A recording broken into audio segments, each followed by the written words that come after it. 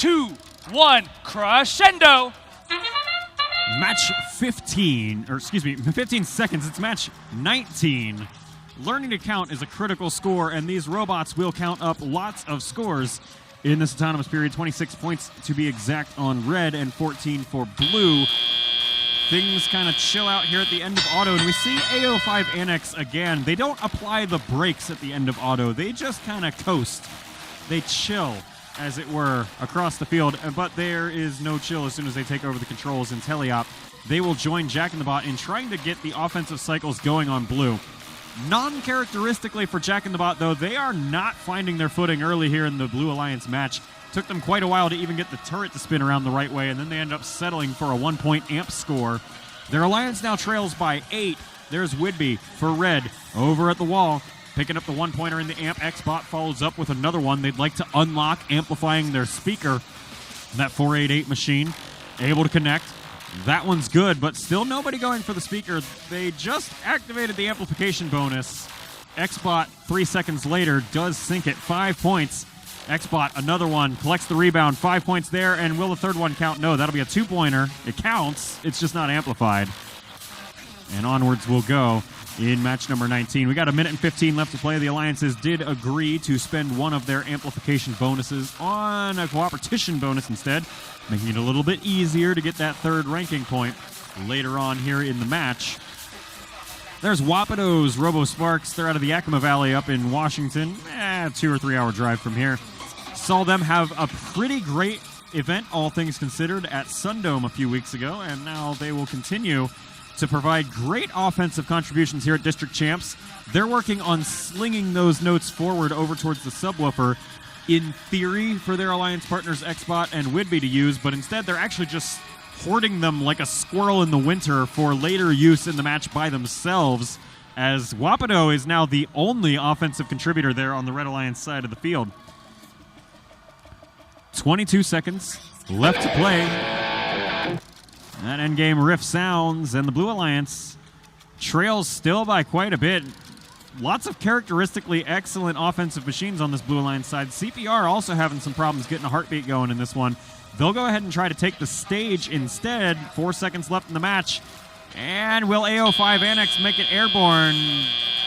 Questionable. We'll be right back.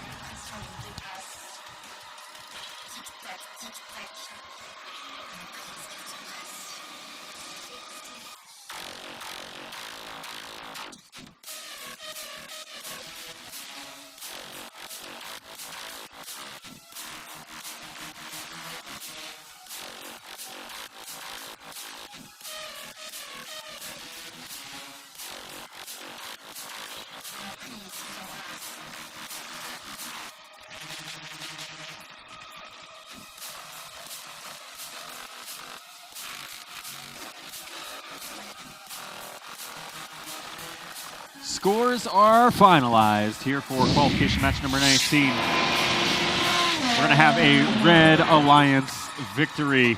Your final score is 74 to the Blue Alliance's 49. 3 ranking points for each of the Red Alliance teams.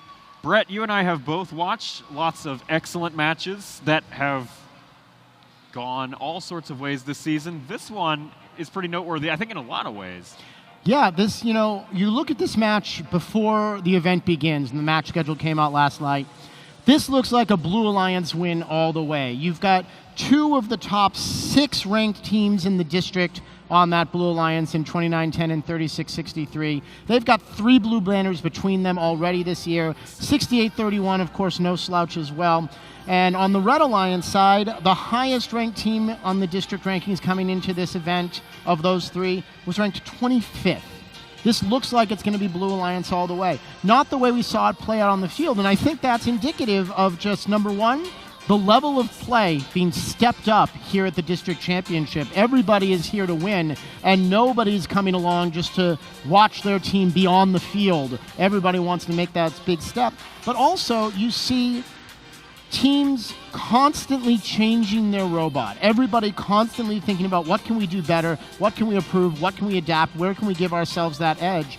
Sometimes that works out great, and that's where a lot of these teams that we've seen coming in doing so much better, sometimes that adds additional complexity to the machine that doesn't always work as well. You saw that, you called out with 2910 having a little bit of trouble with that turret earlier in the match. Now, we know Jack and the Bot, they're going to figure that out. I'm not worried about them, but this is a tough event, and we're going to continue to see some of those top teams really have to fight to hold on to it. Some of those middling teams really come out and push everybody they play up against, and that's what makes the Pacific North District Championship such a fun time.